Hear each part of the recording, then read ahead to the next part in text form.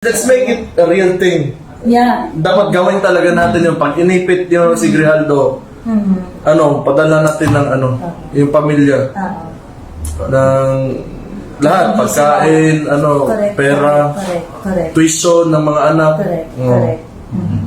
Tama. Gawin talaga natin. Pakita natin na kahit malit lang kami, lalaban kami. Two members of the 19th Congress, lumabas yung pangalan especially dun sa testimony ni Colonel Si Abante, ito si Congressman Benny Abante and Congressman Dan Fernandez na allegedly, according to Colonel Grijaldo, tried to influence Grijaldo's statement during the Quadcom.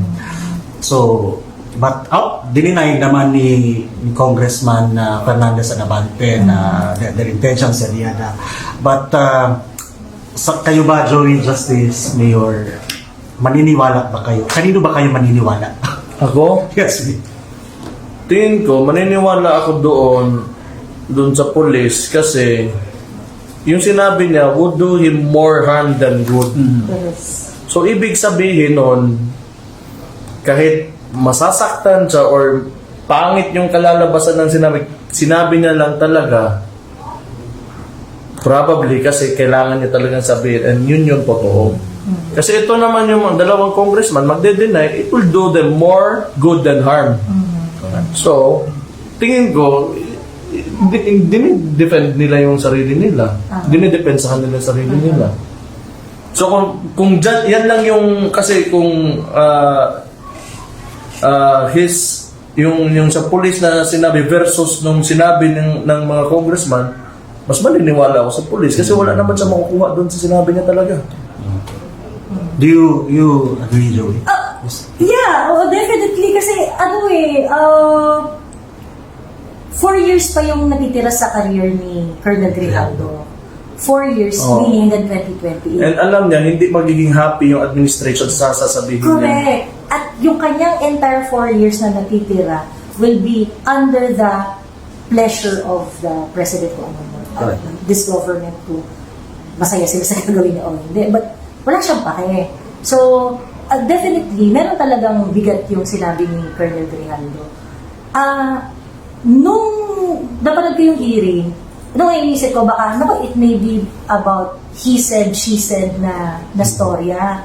Kaso, kinonfirm nung dalawa. Actually, in-strengthen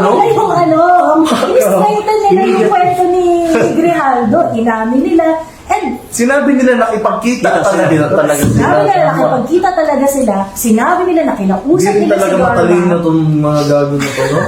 Sinabi nila na kinausap nila si Colonel Grijaldo dahil nakausap nila si Garma prior and they wanted to quote-unquote vet the statement of Garma. Tama, kinonfirm nila. Yeah, so ang tanong, why do you have to do that clandestinely? Bakit hindi mo, kasi there are so many ways to really, if they want to be transparent, kasi sa ni Colonel Grijaldo, sa affidavit niya, pinatawag siya in the middle of quad hearing. Nilapitan siya ng security, dinala siya doon sa labas, pagkas pinapunta sila doon sa room, kung saan doon sila nag-meet nila, unang-una, kung gusto nila Dan Fernandez at ni Benny Abante na maging transparent, they could have requested during the proceeding na may we request that we are going to do an executive session with Mr.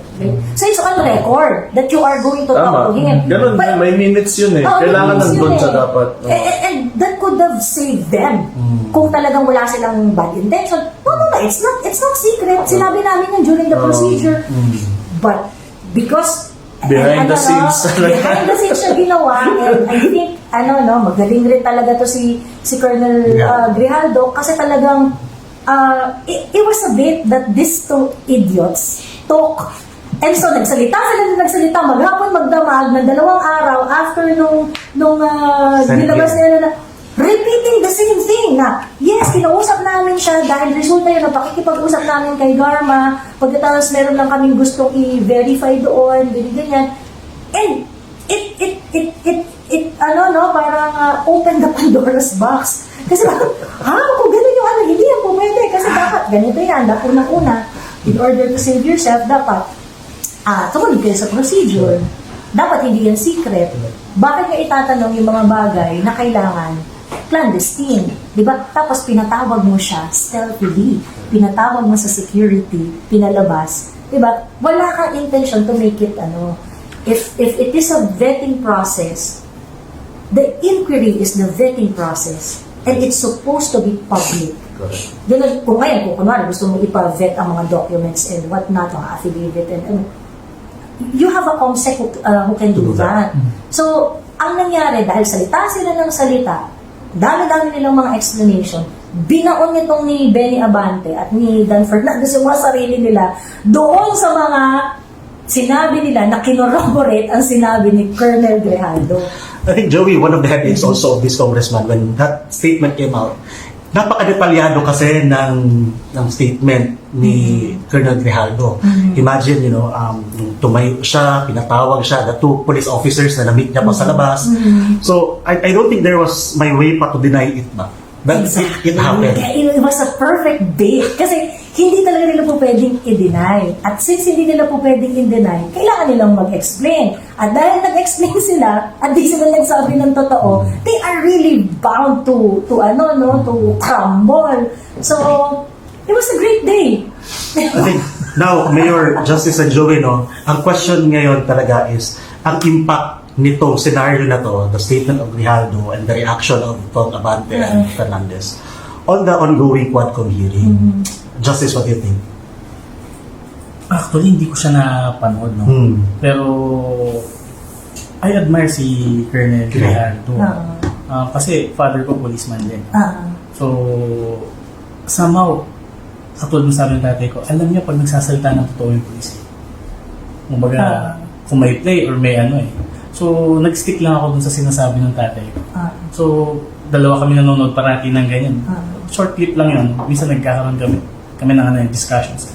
So, ako, yung sinabi ni Colonel Grijaldo, sobrang nag-redeem sa policeman. Since lately, sobrang parang nawawalan ng tiwala na naman. Correct. No? So, yung mga mamamayan sa policeman. So, saludo ko kay Colonel Grijaldo for doing what is right. We need more more. people like that. What about you, Mayor? Ang tingin mo ngayon ang effect nito? What do you Sa credibility nila. implication ng mga pangyayari? Sa credibility mismo ng Credibility? Naging credible ba yun mga tao? Yung dalawang congressman na yun ever since? to begin with? Yeah. Naging credible ba sila?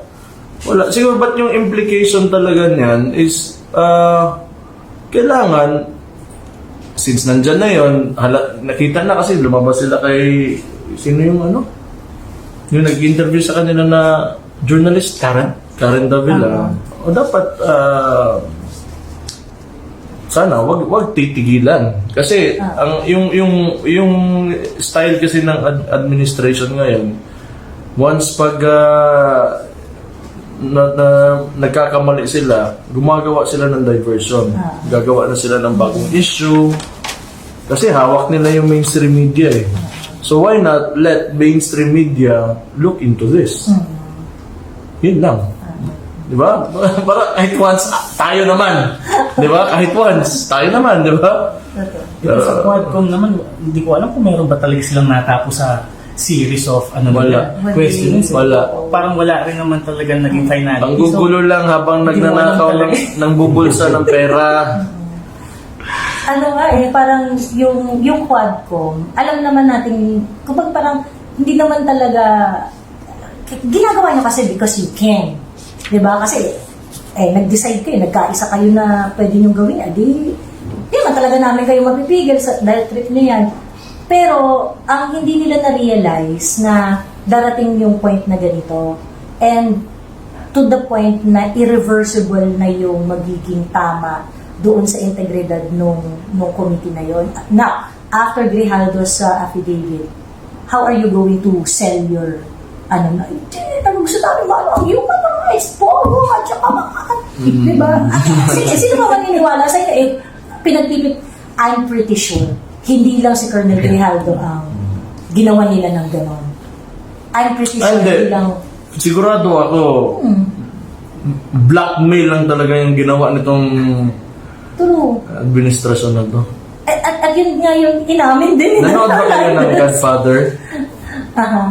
Sinabi ni Don Corleone, I'll make you an offer you can't refuse. Yeah, di ba? So you accept money or I'll destroy you. Di ba? Kasi malakas manakot tong mga ano eh. Ang sagot nga ni I think it was Abante who said na referring to Grijaldo na why would you believe now a killer? Referring to him kasi killer daw. Pero ang question din ng mga tao, why did you invite him as a resource person?